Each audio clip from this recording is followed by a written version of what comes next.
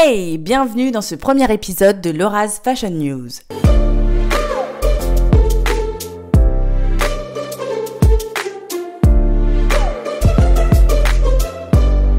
Rihanna est la star du dernier numéro de Perfect Magazine.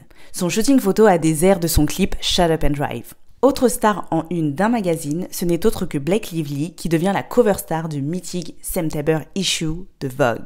C'est le numéro le plus important de l'année pour le magazine, donc bravo à elle. D'ailleurs, l'actrice n'a cessé de briller cette semaine puisqu'au cours de l'avant-première du film Jamais plus, elle a porté une robe Versace déjà enfilée par Britney Spears en 2002. Pour ceux qui me suivent sur Instagram, Blake Lively a remporté le duel haut la main. Perso, je trouvais que la robe allait mieux à Britney Spears, mais bon, ce n'est que mon avis.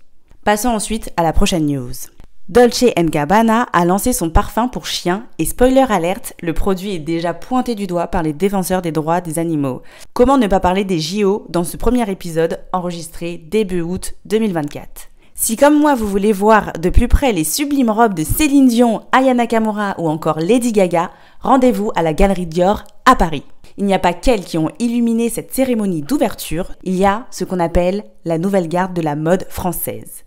En effet, elle a été mise à l'honneur. Par exemple, tout le monde se souvient de la cavalière qui a remonté presque toute la Seine jusqu'à la Tour Eiffel.